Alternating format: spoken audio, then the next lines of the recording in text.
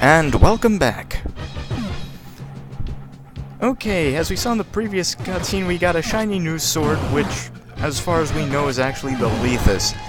And the abilities we get from this new magic sword are precisely squat. We play the same as before, a tradition that will continue through Valis 3 and at least the turbo version of Valis 4. In case those enemies are annoying and not really difficult, because when you kill the on-fire men, they just create a pool of fire that makes you wait. It's not really dangerous on its own. Oh, by the way, without the bullet weapon, those dragon monsters will actually walk right on top of you because you won't have the firepower to stop them before they do, and I think they're a bit too tall to actually jump over. I tried to use the hourglass here and it didn't give much stop time at all, so I'm pretty much going to write it off every other time I play through this game. Level 4 is the first level that actually gave me some degree of trouble in this game, and it still gives me trouble now, as you'll see as I somehow muddle my way through it. And apparently even with good jump controls, I miss close platforms. Nature of the beast. This is the first really long level in the game, and that's mainly because of the enemies that make you wait, and the enemies are just a hell of a lot tougher than they have been in the past 3 levels. With the exception of those on-fire men, every enemy in this level takes at least 3 hits from a fully powered bullet shot, which, as I've said many times, is the most powerful shot type in the game. I can only imagine how someone would get through this game if they decide to stick with homing.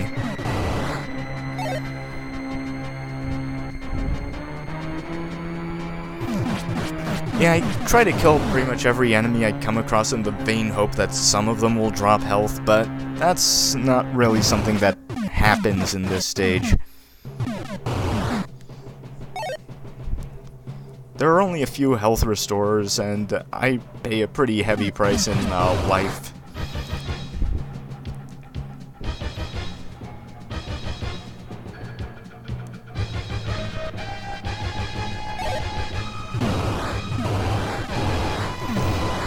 Oh yeah, there's a little problem.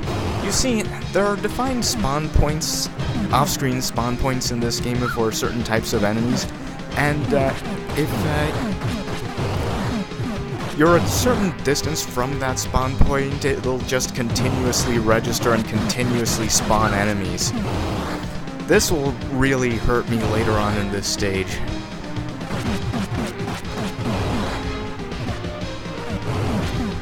You really have to approach this stage carefully. You can't run around like a maniac like you could in the sharp version of the game. But that's because mainly that your sword does not have its ridiculous up-close attack power. Hey, another defense up. I'm going to need every one of those I've collected. And if I missed one, I would not have been able to make the run that I did for this stage. This stage put me in the most dire straits for this whole playthrough.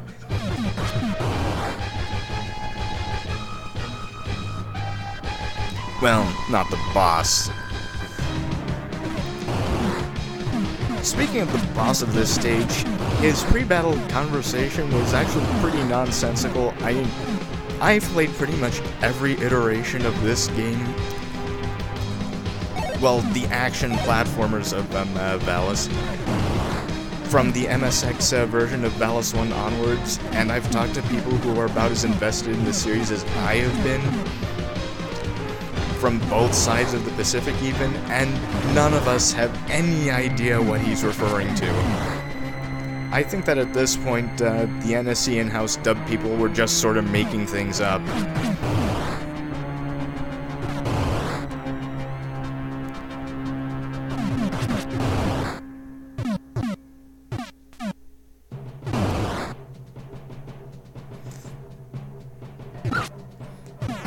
Yeah, I had 2 ideas for what to title this video.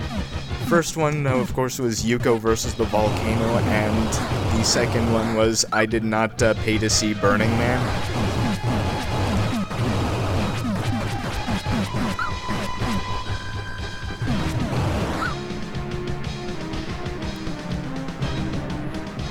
Yeah, now you see the kind of dire straits that I was talking about, and why I take so much time trying to grab this large health. I can reliably beat this level nowadays, but it's still never easy at all.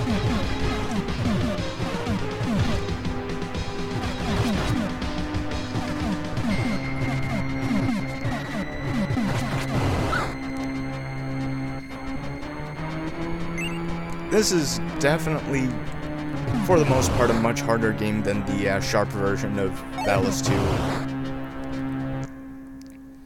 And I don't even think the original MSX version of Valis 2 is as hard, even if you do consider the incredibly chunky controls.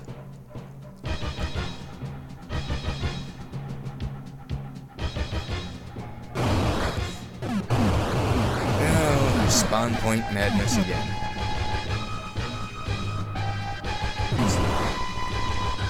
If I hop around like a madman, that's because I'm sure there's some kind of health power-up around here. And I think this is about the point in the level where I started to forget breathing because, well, it became too much of a distraction from playing the game.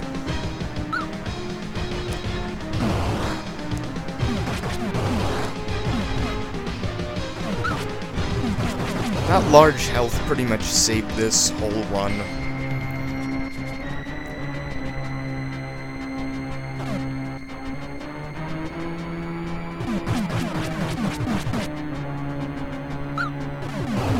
I'd meant to keep ducking there, but it just was not to be. Nope, you're playing Valis 2. You have to get hit.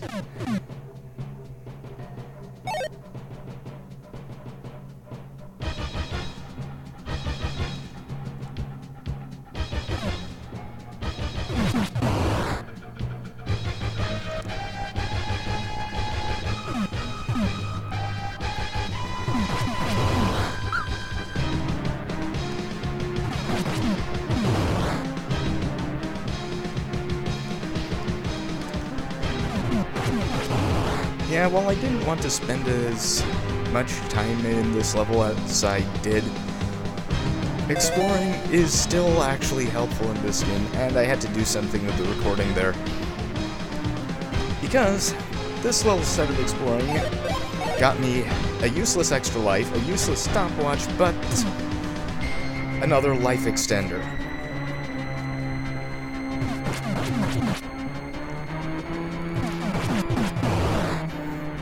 The mid-boss encounters in this level come pretty fast and furious. I think this has the most mid-boss encounters of every level out there.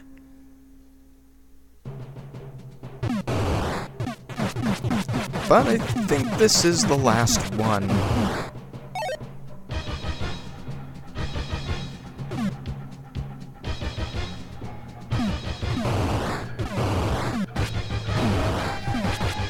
Yeah, this is what... Oh dear. And this is the point where it's like, oh god, I hope I don't have to do this whole level again.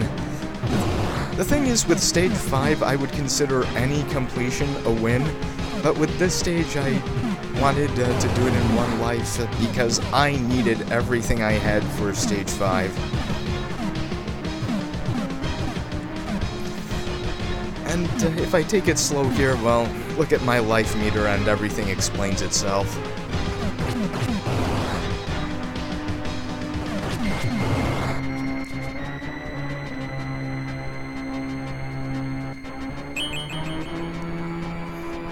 Of course, Hazen's little speech makes me think that there may have been some plot elements that were left out of this version of the game, almost as if this game was rushed, which I would not put past telling it.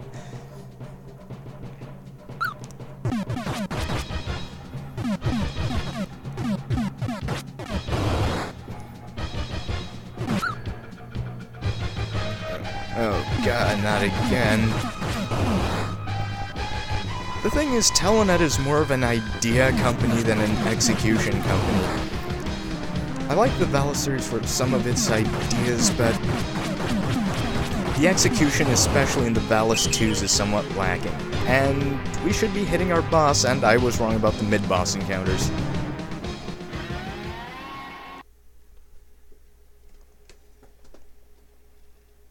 I am Hyzen the Ruthless. I am here to avenge my mother.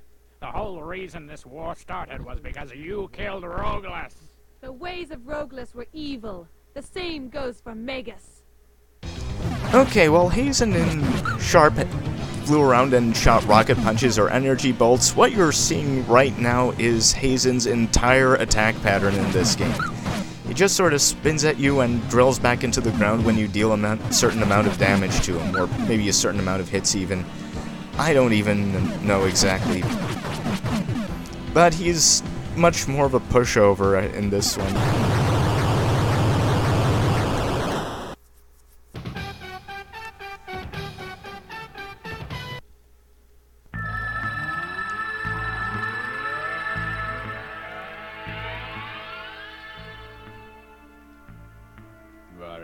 Are you so worried about your daughters that you cannot die in peace?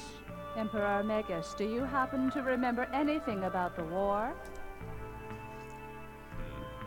If there was a king who could wield absolute power, the country could be united. That's something even you should know. Is that why you decided to desert Yuko? No, on the contrary, I have continued to protect her with my life. Let's not exaggerate. And what can be done to unite the country? You cannot do it with just force alone. My task is to unite the country by sheer force. When that is completed, I can relinquish power to my successor. Your successor?